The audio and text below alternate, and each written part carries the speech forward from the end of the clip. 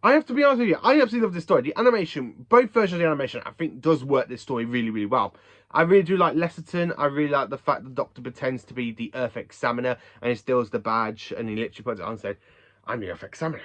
I love the fact how you kind of got Ben and Polly trying to work out what happened to the Doctor, and they're like, yeah, you're the Doctor. So they put the ring on and he falls off, and then you got the mirror and you see. I love how the animation does that with Hartnell's face, and it changes to Trout and he goes, put it down, put it down. I really do love that as well. The animation does work. I also think the animation really works for the whole Dalek faction, when you kind of got Leston in the Dalek space capsule and he's there watching the Daleks put new mutants into Dalek casings, and he's having that kind of meltdown. And the fact that the Doctor does save the day by basically turning the static electricity against the Daleks, like the first Doctor did back in the Daleks in the second ever Doctor Who story. I really do enjoy that callback when the Doctor just basically destroys the Daleks on the planet Vulcan. And when the Daleks just basically deteriorate, I love the fact the animation just has it when that Dalek basically survives. And then, of course, we get a callback to this encounter with the Daleks in the 2012 story, when the Doctor finds out some Daleks basically survived him from the planet Vulcan. And my all-time favourite Trout story. So my number one favourite Trout story has got to be the invasion. The invasion, the invasion, the invasion. What more can I say about the invasion? Well, it's the invasion. It is an iconic story. It's brilliant. It's amazing. It's truly epic. You cannot put anything wrong about the story. This story, I have to be honest with you, I can never, ever put the story down. One, it's a brilliant Cybermen story. The Cybermen don't really come into it around about episode 4. 2, we get the Cyberplan's second return. Mr. Thorne, Tiberius Thorne, I really think he's an interesting villain as well. I really do like him. I love that scene later on in the story where you kind of got the second Doctor running away from the Cybermen and they're shooting him. Goes, oh, oh, oh, oh, like that. He's just there jumping, and you got the Cybermen literally just going around shooting the Doctor. And I love the fact how the Doctor does. You have Unit in the story as well, because it introduces Unit. I really have to be honest with you, I actually prefer Patrick Troughton with Nicholas Courtney's character, Brigadier, more than I do for him and Pertwee. Yes, I know, I'm being a bit stupid here, saying, oh, I really do enjoy Troughton more with the Brigadier than I do for Pertwee. But to be honest with you, I actually do. I think out of all the Doctor's incarnations, the second and fifth Doctors basically have that fantastic connection with basically the Brigadier, where I think Pertwee was kind of like that. I really think he's the third best Doctor to have to be with the Brigadier. And same with McCoy. I mean, Tom Baker, I'm not going to say much about that because I really think Tom Baker kind of wanted to move on away from the Unit stuff by the time we get to the Terror of the Zygons, because I've watched that recently, and I really think that the Doctor is a bit bored with the Brigadier at this point. But the thing is, though, I really prefer Troughton more with the Brigadier, because if I was going to say anything that I could actually think of to pair the Brigadier with any Doctor, I'd rather have more stories with him, with Patrick Troughton, than I would have done for Pertwee. I mean, yes, Pertwee and Nicholas Courtney are absolutely brilliant together with the whole kind of like Spotlight, like the bickering, and of course, basically you got the Doctor being like Sherlock Holmes, you've got Nicholas Courtney basically being Dr. Watson, you know, and you've got Caroline Ford's character Liz Shaw, basically like Molly. But I have to be honest with you, I really do enjoy Troughton more with the Brigadier. I have to be honest with you. I love the fact that Cybermen are absolutely brilliant. And also, this is the very first time we actually have the TARDIS turning invisible. So that is me ranking the Troughton stories. The 19 I've seen. Let me know in the comments, what do you think of this video? Thank you for watching. Please do like, subscribe and share, and join for more awesome Doctor Who content.